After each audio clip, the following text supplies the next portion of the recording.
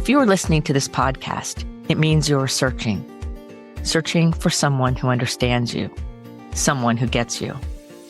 You are yearning to be understood and to belong. Welcome to the Someone Gets Me podcast, where we help smart, talented, and sensitive people navigate an often insensitive world. I am Dianne A, your host. My roles as ambassador, author, speaker, and intuitive mentor for bright and talented people are woven into each episode. I have the experience and knowledge to educate and inspire, as I have been there and I understand your unique intensities, sensitivities, and challenges. Welcome.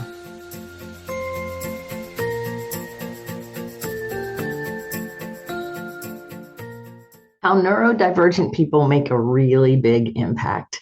Hi friends, it's Dianne here, and we're talking today about neurodivergence, impact, giftedness, all of the things that make the unique quirkiness of this outlier group so fascinating.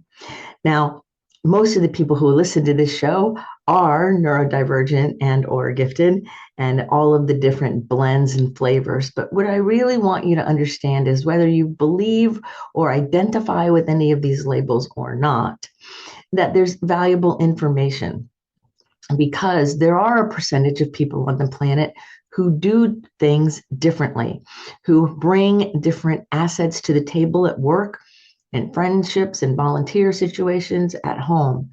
And so neurodivergent people, meaning the not typical in the normal way, right? They make a big impact. They make a big impact because of sensitivity, because of intelligence, critical thinking, lots of things. So today I want to talk about how that works, like some of the ways that you can see neurodivergent people making a big impact. Now, a lot of the examples I have come from working with different clients from this country, the United States, and also in Europe and South America and Canada. And I've known a lot of people, and I've done this work for a long time. And so I have a flavor. I see the flavors of different things. One thing I notice is that there's a lot of what people would call ADD or ADHD, which is that hyper-focus ability, and lots of other things. This podcast is not meant to diagnose or for you to think, oh, I have this, I have that.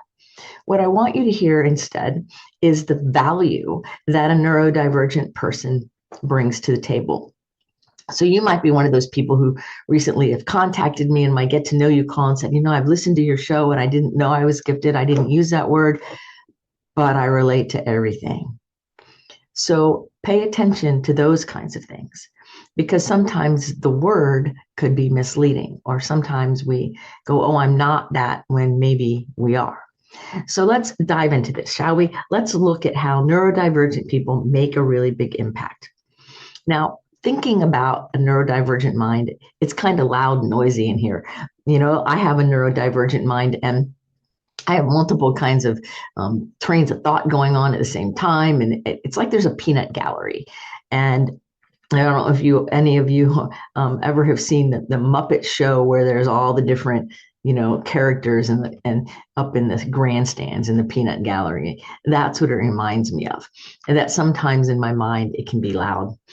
I was in a yoga class one time with one of my really good friends, and we were doing one of the poses where you're on the floor laying on your stomach. And so our heads were turned. And so she turned her head to face me, which was the opposite of the direction. So we're facing each other. And she says, is a noise in your head, in my head, bothering you? Is a noise in my head bothering you? And I almost laughed out loud, because I was thinking something similar. Like my brain was and so was hers, because a neurodivergent mind can be very noisy sometimes. So it takes effort to calm it down and get things to work in a way that's meaningful. But one of the things the neurodivergent people bring to the table that I think is really important is deep focus. The ability to look for a long period of time at something on a deep level. not just looking at the surface or what's in front of us, maybe listening to what's not being heard, maybe asking questions of an inquiry that are not the typical regular questions. In fact, many of the people who I interview on this podcast at the end of the show, when we're done recording, will say, I've never been asked that question before, or how did you get that deep with a single question? In fact, when I started working with Kenny Loggins, he said, have you always been like this? Because neurodivergent people tend to bring some of those comments and conversations and deep focus and ability to see what's not being obvious and hear what's not being said to the table. So it's important at work, in families, and everywhere to know that the neurodivergent people around you, they may not be talking a lot. They may not even look like they're paying attention, but they are. You know, a lot of the people that I know who are gifted or neurodivergent, we tend to like doodle when we're bored, or we pace, or we do something because our brain's doing one thing and we have to keep our body and the rest of us busy doing something else in order to focus well. So it's not a distraction. I was working with some professors at a major university about this very thing, that in their students, because it was a very, prestigious school, that the students often would be doodling in class, and it was bothering some of the professors. And I'm like, well, what they're doing is they're doodling in order to listen, because there's so much going on in their mind, not because they're being disrespectful. So there's so many factors, and each one of us is different. So when I hear neurodivergence, I'm like, of course, everybody's neurodivergent in the sense that no two people are the same. And there is a constellation of factors with people who have neurodivergence that is obvious. And one of them is deep focus. And the other one is that I'm thinking about is like thoughtful responses. I sometimes I don't answer right away because I'm thinking and I want to put in my thoughtful response. Sometimes I'm talking to people and they don't answer for a minute because they're thinking and they want to be thoughtful of what they're saying back. Or maybe it might be somebody who asks a question and they go, yes. And they say words that are like filler words that might get judged negatively in Toastmasters, but as part of the processing of a neurodivergent person, because they're thinking and they want to have a deep response versus just a quip. Now, our neurodivergent people are great problem solvers. Give them a problem, and most of the time, if they bite onto that problem, they're not letting go till they solve it. And the solving of the problem is fun. It's excitement. It's something we want to do. In fact, I've had friends of mine go, oh, you don't want to hear my problems, and I'm like, well, what do you mean? I like solving things. It's something I love to do. Sometimes it gives me a break from my own problems to solve your problems, right? And so this creative problem solving is really fun because a neurodivergent person will use their intuition or their intelligence or maybe their emotions or maybe some combination.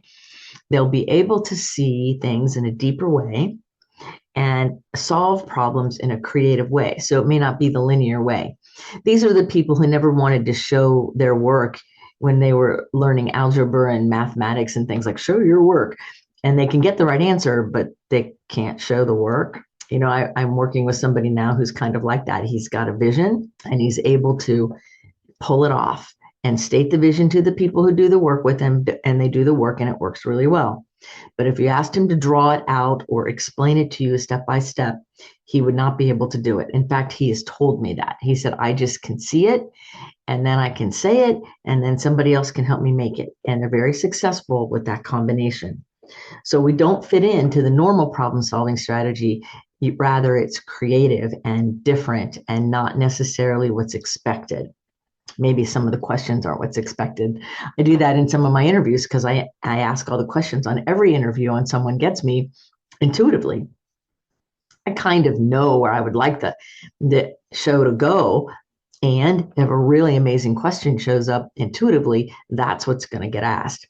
And every time people are surprised, even when I warn them. It's so funny. But I think that part of my neurodivergence in being this intuitive is a value, because sometimes when we're creative and we come at different things from different viewpoints, we then can have a better life, maybe be happier, be more satisfied, solve things for our family and friends and work that weren't easily solved because we have the ability to see things in a way that works. Another thing that I really love about neurodivergent people making an impact is the level of empathy and understanding. Most neurodivergent people are very connected empathically. They feel things, they can feel what's going on in the room with their friend. Sometimes they even know what's going on with other people before that other person has identified it. There is a deep empathy and a deep understanding, often that has no words. I've worked with some people who speak with very few words, partly because of the processing and partly because they don't find it necessary to say a lot of words. There's nothing wrong with that. There's a level of sensitivity and connection and rapport that is built that transcends words. After all, words are only about 20% of our communication. The rest of it is how we breathe, how we blink our eyes, our eye contact, all of that. So I think a lot of times neurodivergent people communicate using less words and more available energy in a way that is meaningful so you can feel it.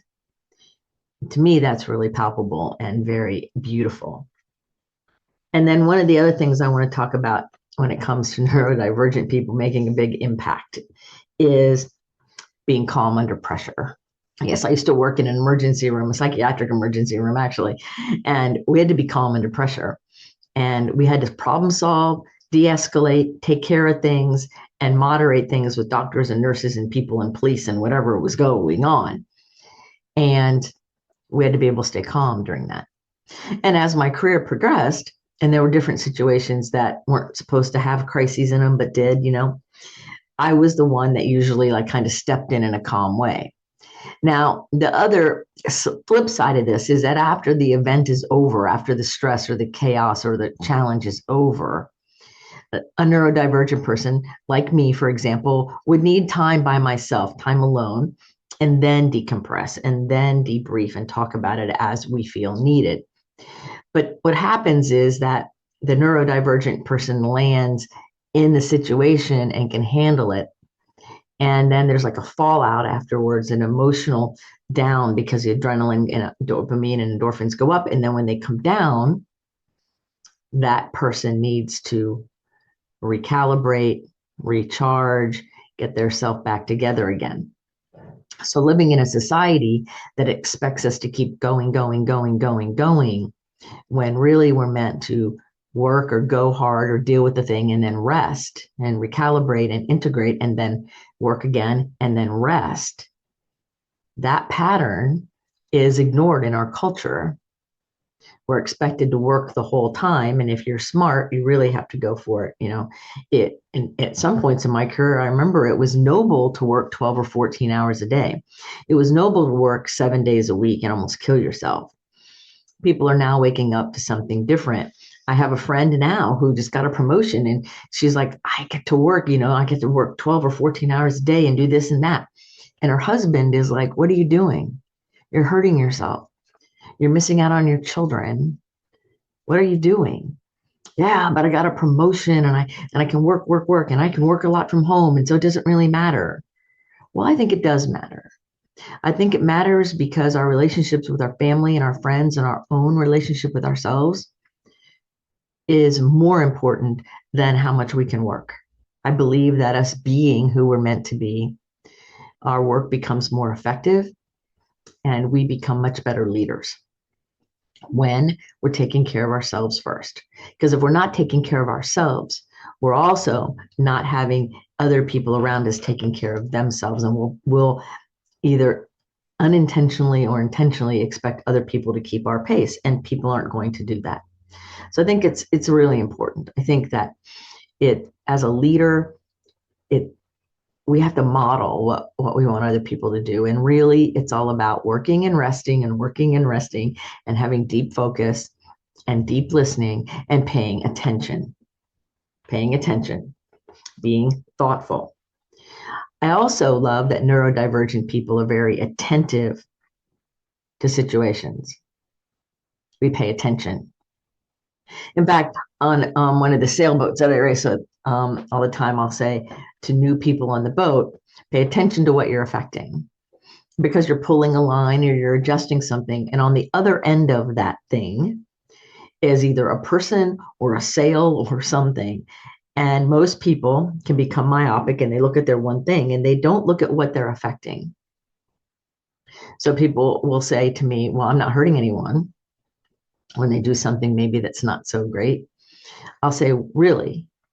So if you're out smoking some kind of drug and you're altering your mood, or you're drinking and you're altering your mood, and you come home with an altered mood, you might not have consumed the substance around your child, but you're impaired around your child, so it is affecting them. Or they were already in bed, you came home, and then you get up in the next day and you don't feel good because you're either hungover or overtired or whatever. It is affecting the children. It is affecting your work. It is affecting your friends, your lovers, all the people around you. It does affect other people. I think it's naive, maybe even ignorant to say when, what we do doesn't affect other people, because it affects everybody. So neurodivergent people make a really big impact because we're sensitive and we're intense. We pay attention to the quality of relationships. We build rapport. It matters to be connected. There is a different level of conversation. There's a different level of connection. And that's why sometimes you'll see gifted people not want to do, quote, small talk, because things have deeper meaning. Now, I want you also to understand that in my belief system, there's no right or wrong in all of this. What matters is that we become more and more aware. The first step everyone says in changing our lives or personal transformation is to be honest with ourselves and others about what's the state of affairs today. I agree with that. But I think there's a step before that. And the step before that is awareness. We have to become more and more aware. And the more aware we become, the better things work.